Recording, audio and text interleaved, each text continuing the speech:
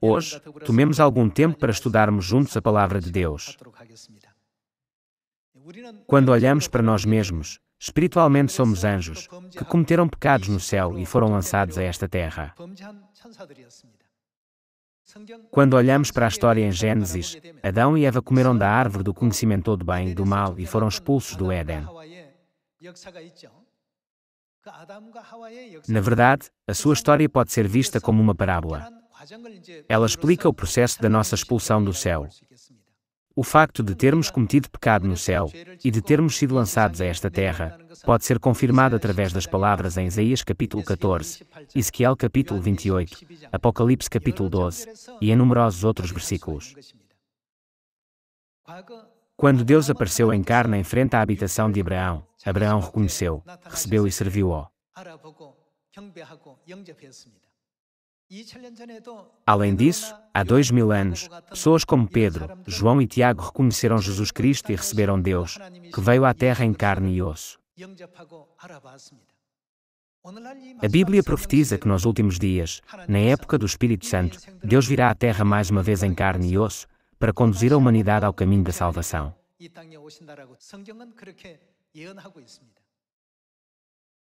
Então, não deveríamos todos ser capazes de reconhecer e receber Deus, quando Ele vier novamente nos últimos dias?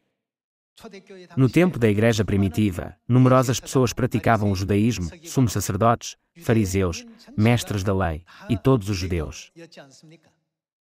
Jesus Cristo, que é o próprio Deus, que acreditavam e adoravam no judaísmo, veio à terra em carne e apareceu perante eles. No entanto, eles rejeitaram Jesus. Eles traíram, perseguiram e zombaram do seu Deus em quem tinham acreditado. Eles até o crucificaram, acusando-o de heresia. Tais incidentes ocorreram na história de Israel.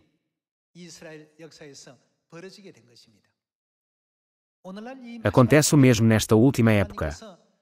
Se não compreendermos os ensinamentos da Bíblia sobre como Deus aparecerá nesta terra, tal permanecerá para sempre como um mistério para nós, e, inevitavelmente, acabaremos na situação miserável em que rejeitamos e recusamos o Messias.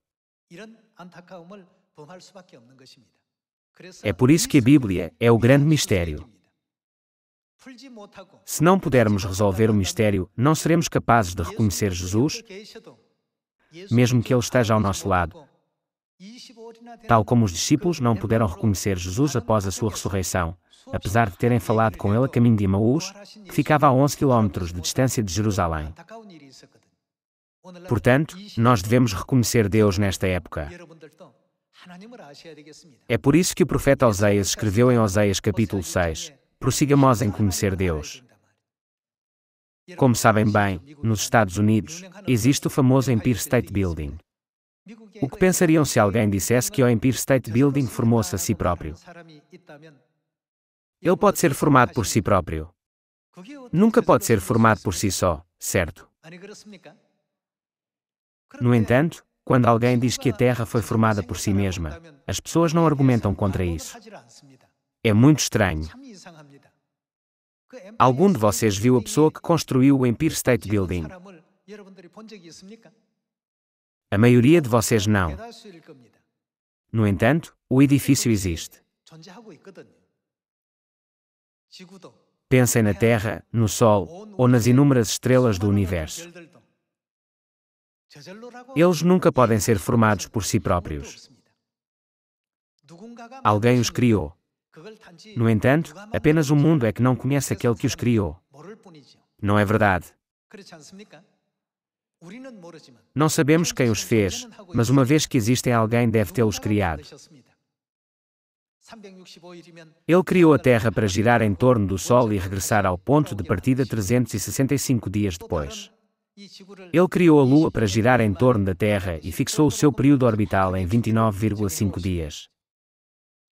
Ao fazê-lo girar e rodar, ele criou um sistema onde ocorrem as marés para que o fornecimento de oxigênio seja suficiente no ecossistema.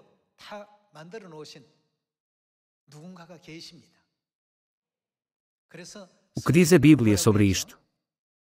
Está escrito que aqueles que dizem que Deus não existe são insensatos. É assim que a Bíblia descreve tais pessoas. Então, hoje, através do título, O Grande Mistério, o Segredo da Bíblia, devemos reconhecer Deus. Devemos conhecer aquele que criou o universo e deu o fôlego de vida à humanidade. Aquele que nos guiará ao caminho de regressar ao nosso eterno lar celestial, é aquele a quem devemos conhecer claramente. Temos de resolver este mistério durante a nossa vida. Caso contrário, passaremos toda a nossa vida a acordar de manhã, ir trabalhar, regressar a casa depois do trabalho, dormir à noite, e a repetir isto até à nossa reforma. Enquanto fazemos isto e aquilo, a nossa vida chegará ao fim. Nunca descobriremos por que nascemos e para que devemos viver durante a nossa vida. Não haverá propósito na vida. No entanto, nós viemos a esta terra por uma razão específica. Há também uma razão específica para deixarmos esta terra. Então, quando for a altura de deixarmos esta terra, não deveríamos ir para um bom lugar. A Bíblia diz que aos homens está ordenado morrerem uma só vez. Vindo, depois disto, o juízo, em termos mais simples, o juízo pode ser expresso como um julgamento. Este termo não é aplicado aos pecadores. É por isso que está escrito em Romanos capítulo 3 que todos os seres humanos nesta terra são pecadores que cometeram pecados no céu e que não há um justo, nem sequer um. Quando a nossa vida nesta terra terminar e enfrentarmos a provação espiritual, Deus verá quanto arrependimento fizemos nesta vida enquanto estivemos nesta terra. Muitas pessoas dizem que a verdade do cristianismo é muito fictícia ou mitológica. No entanto, não é nada assim. Uma pessoa que vê sempre apenas as costas de outra pessoa, desenharia uma pessoa sem olhos ou nariz. Uma pessoa que vê apenas a frente de outra pessoa, desenharia apenas a frente de uma pessoa. No entanto, uma pessoa tem uma frente, um lado e um verso. Uma vez que as pessoas não conseguem ver a verdade tridimensionalmente, elas não podem resolver o mistério de Deus. Deus não veio a esta terra e nos deu a sabedoria para resolver este mistério, através da nova aliança. Ele não fez a grande viagem chamada a nova aliança, para a humanidade se arrepender e regressar ao eterno lar celestial.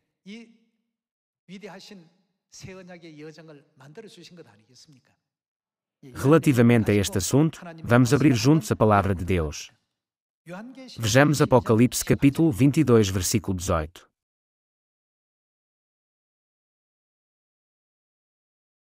Eu, a todo aquele que ouve as palavras da profecia deste livro, testifico. Se alguém lhes fizer qualquer acréscimo, em outras palavras, se alguém acrescentar algo às palavras da Bíblia, Deus lhe acrescentará os flagelos escritos neste livro. A Bíblia diz que eles receberão desastres. Versículo 19. E, se alguém tirar qualquer coisa das palavras do livro desta profecia, tirar significa remover. Se alguém remover as palavras, Deus tirará a sua parte da árvore da vida, da cidade santa e das coisas que se acham escritas neste livro.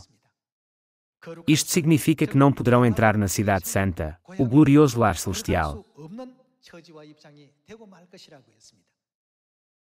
Se resumirmos isto, não significa que nunca devemos acrescentar ou tirar da palavra de Deus. Devemos entregar os ensinamentos da Bíblia como eles são. Está escrito que não devemos acrescentar ou tirar da Bíblia. Então, quais são os ensinamentos nos quais a Bíblia consiste? Vamos dar uma vista de olhos em João capítulo 5, versículo 39 juntos. No capítulo 5, versículo 39, Jesus diz: Examinais as Escrituras, porque julgais ter nelas o que acha que tem neles? A vida eterna. E são elas mesmas que testificam de mim. Todas as palavras escritas na Bíblia testificam sobre Jesus. Vamos continuar com o versículo 40. Contudo, não quereis vir a mim para terdes vida. Apesar de terem seguido Jesus, ao testemunharem o milagre com os pães e peixes, e ouvido as palavras de vida o tempo todo, eles não acreditaram verdadeiramente nas suas palavras. É por isso que eles apontaram os seus aspectos físicos e disseram: Como podes dizer que desceste do céu? Não és tu o filho de Maria e de José? Não vivem entre nós todas as suas irmãs? Como pode ele dizer tais mentiras e dizer que desceu do céu? Foi assim que muitos judeus viram Jesus naquela época. É uma pena. Porque não puderam reconhecer Jesus. Foi porque o mistério de Jesus não foi resolvido.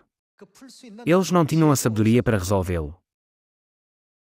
Eu acho que vocês poderão conhecer a história sobre as esfinges da mitologia grega antiga.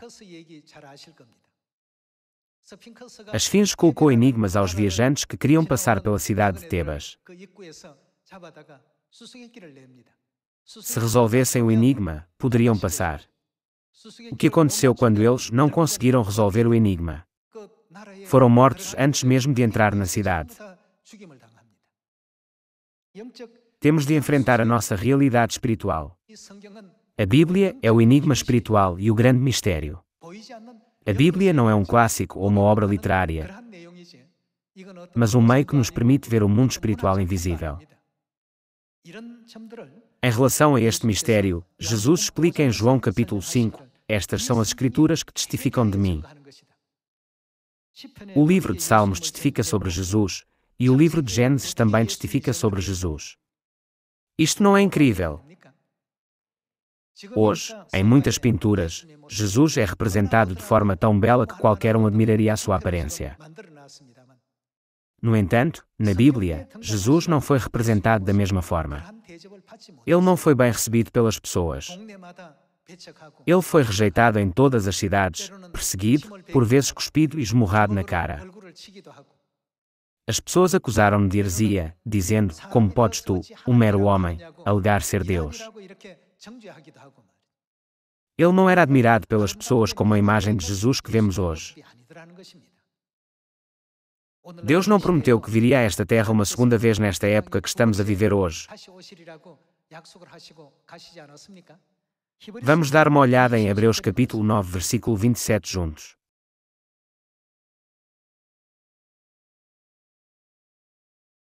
Capítulo 9, versículo 27.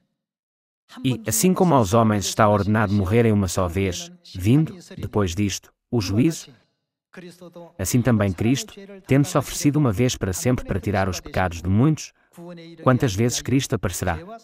Aparecerá a segunda vez, sem pecado, aos que o aguardam para a salvação. Quando ele apareceu pela primeira vez nesta terra, ele veio à terra de Israel com o nome de Jesus. A Bíblia profetiza que ele aparecerá uma segunda vez. Quando terá lugar a sua segunda vinda? Onde ele aparecerá? Qual é o sinal para reconhecermos a segunda vinda de Cristo? Precisamos de encontrar as respostas a estas perguntas. Vamos primeiro examinar a cena em que Jesus falou com Pedro há 2000 anos. Vejamos Mateus capítulo 16. Vamos dar uma vista de olhos em Mateus capítulo 16, versículo 13.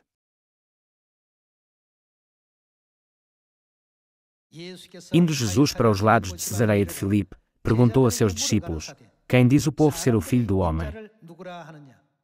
E eles responderam: uns dizem, João Batista, outros, Elias, e outros, Jeremias ou algum dos profetas. Mas vós, continuou ele, quem dizeis que eu sou? Respondendo Simão Pedro, disse: tu és o Cristo, o Filho do Deus vivo. Jesus colocou um enigma aos seus discípulos: quem dizeis que eu sou? Porque me seguem. Respondendo Simão Pedro, disse: tu és o Cristo, o Filho do Deus vivo. Vamos continuar a ler o versículo 17 para ver a reação de Jesus à resposta de Pedro. Então, Jesus lhe afirmou: bem-aventurado és, Simão Barjonas, porque não foi carne e sangue que te revelaram, mas meu Pai, que está nos céus. Também eu te digo que tu és Pedro, e sobre esta pedra edificarei a minha igreja, e as portas do inferno não prevalecerão contra ela. Dar-te-ei as chaves do reino dos céus. O que ligares na terra terá sido ligado nos céus, e o que desligares na terra terá sido desligado nos céus. Por que é que Pedro foi recompensado desta forma? É porque ele deu a resposta correta ao maior enigma. Naquela época, outras pessoas reconheciam Jesus apenas como o filho de alguém. No entanto, Pedro disse: Tu és Deus que veio em carne. Ao dar a resposta correta imediatamente, Jesus disse: Dar-te-ei as chaves do reino dos céus. Ele deu a Pedro grande autoridade como recompensa. Por outro lado, os judeus, que não tinham conhecimento da verdadeira identidade de Jesus, participaram da crucificação de Jesus. Eles até gritaram: Se somos culpados de crucificar Jesus, que o seu sangue caia sobre nós e sobre os nossos filhos. Isto não nos mostra o quanto as pessoas do mundo não reconheceram Jesus. Por tal razão, o que diz Jesus em Mateus capítulo 11? E bem-aventurado é aquele que não achar em mim motivo de tropeço.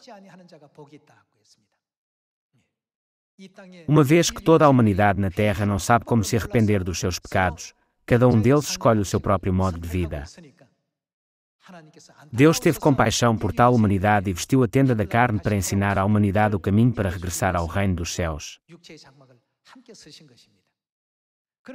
Agora, vejamos a situação dos líderes religiosos e das pessoas que eram consideradas privilegiadas nessa altura. Vejamos as palavras escritas em Atos capítulo 24, versículo 5.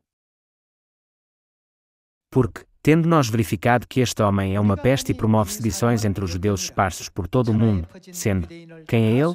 Também o principal agitador da seita dos nazarenos.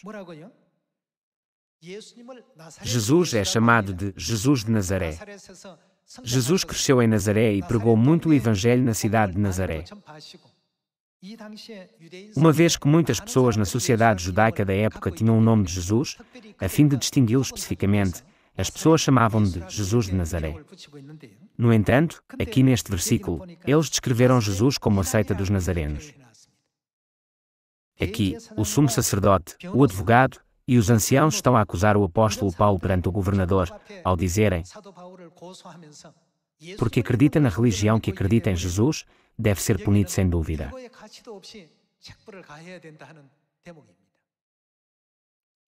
Eles trataram aqueles que acreditaram em Jesus, depois de ele ter ascendido ao céu, como a seita dos nazarenos.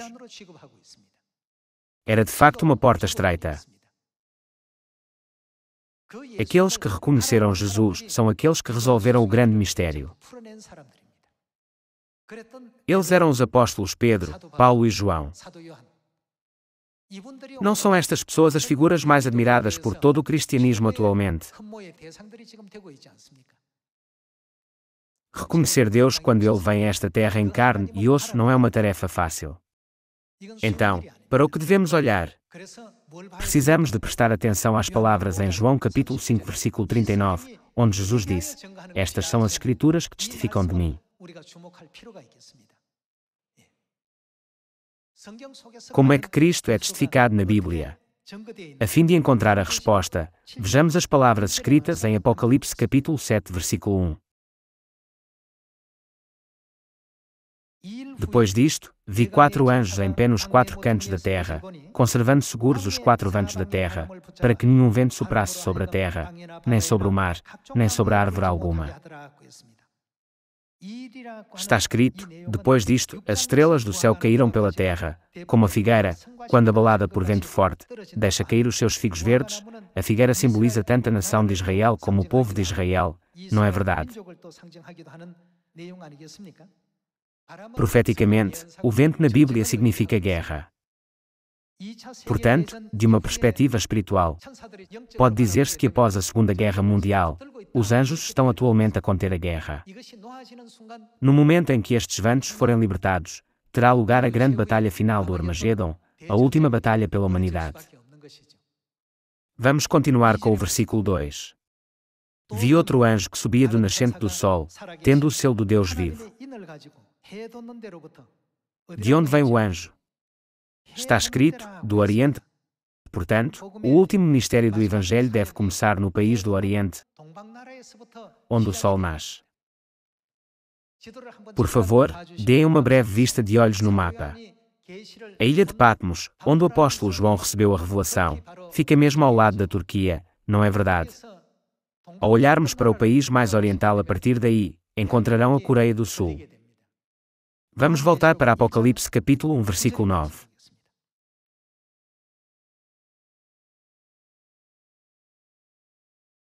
Eu, João, irmão vosso e companheiro na tribulação, no reino e na perseverança, em Jesus, achei-me na ilha chamada Patmos, por causa da palavra de Deus e do testemunho de Jesus. O apóstolo João viu todas as revelações enquanto estava na ilha de Patmos. Vamos voltar a Apocalipse 7. No capítulo 7, versículo 2, diz: Vi outro anjo que subia do nascente do sol, tendo o selo do Deus vivo, e clamou em grande voz aos 4 anjos, aqueles aos quais fora dado fazer dano à terra e ao mar, dizendo: Não danifiqueis nem a terra, nem o mar, nem as árvores, até selarmos na fronte os servos do nosso Deus. O que significa colocar um carimbo? Não implica isto pertence a mim. O selo de Deus refere-se ao carimbo de Deus. De acordo com este versículo, onde será colocado o selo de Deus? Vamos ler o versículo 3 novamente. Dizendo: Não danifiqueis nem a terra, nem o mar, nem as árvores, até selarmos, onde está o selo, na fronte os servos do nosso Deus. De acordo com Apocalipse 7, de onde aparecerá o último Evangelho de Deus? Para além da Igreja Católica, se considerarmos a fortaleza do protestantismo, não seriam os Estados Unidos. Portanto, podemos dizer que todos eles começaram a partir do Oeste. No entanto, a última obra do Evangelho de Deus aponta para a terra distante do Oriente, ou seja, a Coreia do Sul. É por isso que a Bíblia contém muitas referências sobre o Oriente. A Bíblia testemunha claramente sobre o facto de que a última obra de colocar o selo no povo de Deus deve começar na Coreia do Sul, a terra distante no Oriente. Então, quem virá e realizará esse trabalho? Qual será o seu sinal? Ele tem o selo de Deus ou não? Temos de confirmar estes assuntos. Vejamos capítulo 7, versículo 2. Vi outro anjo que subia do nascente do sol, tendo o selo do Deus vivo, e clamou em grande voz aos 4 anjos, aqueles aos quais fora dado fazer dano à terra e ao mar. O poder de fazer dano significa, em termos simples, o poder de provocar desastres. O que ele disse aos 4 anjos que receberam poder para trazer desastres, dizendo: Não danifiqueis nem a terra, nem o mar, nem as árvores, até selarmos na fronte os servos do nosso Deus. Não lhes façam mal. Em outras palavras, não façam cair os desastres sobre eles. Esta obra está a ter lugar enquanto Deus suspende os desastres. O selo na Bíblia pode ser referido como uma marca pela qual podemos escapar de desastres. Vamos para Ezequiel capítulo 9, versículo 4.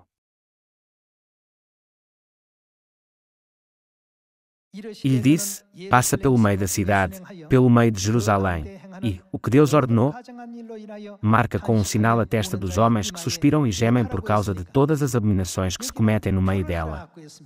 Aos outros disse, ouvindo eu: Passai pela cidade após ele, e, sem que os vossos olhos poupem e sem que vos compadeçais, matai a velhos, a moços e a virgens, a crianças e a mulheres, até exterminá-los, mas a todo homem que tiver o sinal não vos chegueis. Começai pelo meu santuário.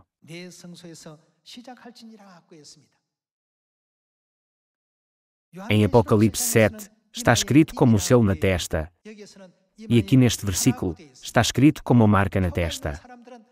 Aqueles que têm esta marca serão completamente salvos do último desastre de Deus. Esta é a promessa de Deus. Podemos encontrar a promessa de que Ele nos salvará de todos os desastres na história no tempo de Moisés há 3.500 anos, certo? Vamos abrir o capítulo 12 do Êxodo. Em Êxodo capítulo 12, versículo 11, diz: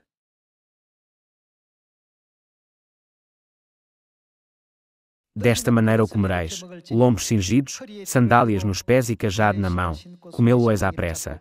É a Páscoa do Senhor. Porque, naquela noite, passarei pela terra do Egito e ferirei na terra do Egito todos os primogênitos, desde os homens até aos animais.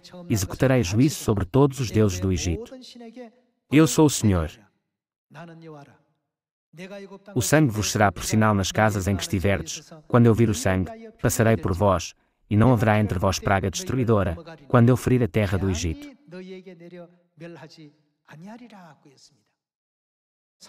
Há cerca de 3.500 anos, o que fizeram os anjos destruidores quando viram as casas marcadas com o sangue do Cordeiro da Páscoa em ambas as ombreiras e na verga da porta?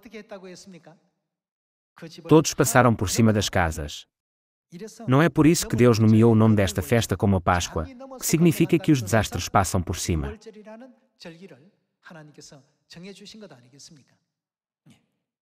Portanto, qual é o significado da profecia em Apocalipse capítulo 7 de que o selo de Deus aparecerá no Oriente? O que é que Deus trará quando Ele vier da Coreia do Sul, a terra distante do Oriente? Está profetizado que Ele aparecerá com a verdade da Páscoa da Nova Aliança. Então, vamos passar para o Novo Testamento e ver como Jesus Cristo celebrou a Páscoa. Vamos dar uma vista de olhos em Mateus capítulo 26, versículo 17. No primeiro dia da festa dos pães asmos, vieram os discípulos a Jesus e lhe perguntaram: onde queres que te façamos os preparativos para comeres a Páscoa? E ele lhes respondeu: ide à cidade ter com certo homem e dizei-lhe: o mestre manda dizer, o meu tempo está próximo, em tua casa celebrarei a Páscoa com os meus discípulos. E eles fizeram como Jesus lhes ordenara e prepararam a Páscoa. Vejamos o versículo 26 para ver como Jesus celebrou a Páscoa. Vejamos o versículo 26. Enquanto comiam, tomou Jesus um pão, e, abençoando-o, o partiu, e o deu aos discípulos, dizendo: tomai, comei, isto é. O que é isso? O meu corpo. A seguir, tomou um cálice. O copo contém o vinho da Páscoa. E, tendo dado graças, o deu aos discípulos, dizendo: bebei dele todos. Porque isto, o vinho da Páscoa, é o meu sangue, o sangue da nova aliança, derramado em favor de muitos, para a remissão de pecados. O pão da Páscoa simboliza o santo corpo de Cristo, e o vinho da Páscoa simboliza o santo sangue de Cristo. Desta forma, Jesus ensinou a cerimónia da Páscoa como uma nova aliança a toda a humanidade. Então, o que é prometido à humanidade quando ela segue este ensinamento? Vamos continuar com João capítulo 6, versículo 53.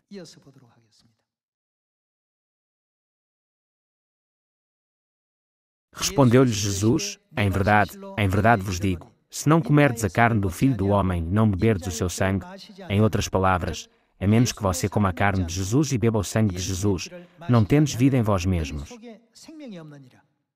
Quem comer a minha carne e beber o meu sangue tem a vida eterna, e eu o ressuscitarei no último dia. Como podemos comer a carne de Jesus e beber o seu sangue? Jesus prometeu que o pão e o vinho da Páscoa são a carne e o sangue do Filho do Homem, e concedeu a vida eterna através deles. Jesus colocou esta preciosa promessa na verdade da Páscoa. No entanto, depois de Jesus ter ascendido ao céu e os apóstolos terem deixado este mundo, a Igreja começou a introduzir sistemas que não têm nada a ver com o cristianismo, como a veneração da cruz, o Natal e o culto dominical, que são todos regulamentos da adoração do Deus Sol. Surgiu uma controvérsia entre a Igreja Oriental e a Igreja Ocidental que se centrava em Roma. Isto é chamado de controvérsia pascal. A palavra Paschal é a palavra grega para a Páscoa. Isto pode ser encontrado na história da Igreja. Por volta de 155 DC, ocorreu a primeira tentativa de abolir a Páscoa.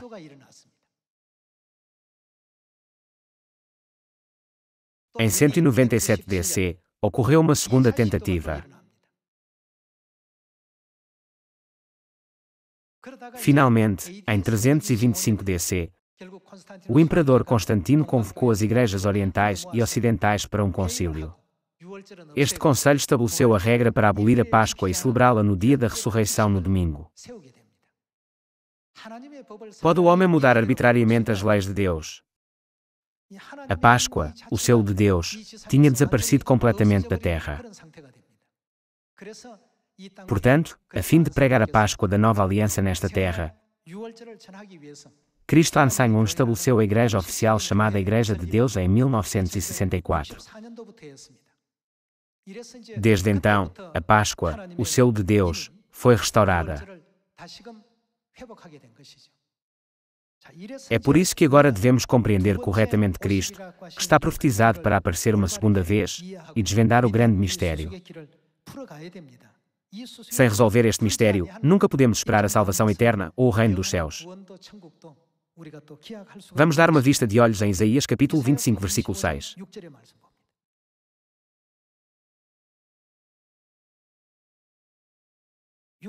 No versículo 6, diz: O Senhor dos Exércitos dará neste monte a todos os povos um banquete de coisas gordurosas, uma festa com vinhos velhos, pratos gordurosos com tutanos e vinhos velhos. Por que é que o vinho é descrito como velho? É porque o vinho da Páscoa não tinha sido aberto desde 325 DC. A verdade da Páscoa esteve escondida durante cerca de 1600 anos. Deus preparará uma festa com vinhos velhos, pratos gordurosos com tutanos e vinhos velhos bem clarificados. Destruirá neste monte a coberta que envolve todos os povos e o véu que está posto sobre todas as nações. O que tragará para sempre? Tragará a morte para sempre. E, assim, tragar a morte para sempre é, por outras palavras, a vida eterna. Nos 66 livros da Bíblia, é apenas o vinho da Páscoa que tem a promessa da vida eterna. Vejamos novamente o versículo 8. Tragará a morte para sempre, e, assim, enxugará o Senhor Deus as lágrimas de todos os rostos, e tirará de toda a terra o opróbrio do seu povo, porque o Senhor falou. Naquele dia, na última época do Espírito Santo, dirá: Eis que este é, quem é Ele é, o nosso Deus. Como é que estas pessoas puderam chegar a tal conclusão? O que eles testemunharam? Eles estão a gritar: Este é o nosso Deus, porque Ele abriu o caminho para a vida eterna para a humanidade com vinhos velhos. Eis que este é o nosso Deus em quem esperávamos. E Ele nos salvará. Este é o Senhor, a quem aguardávamos. Na sua salvação exultaremos e nos alegraremos.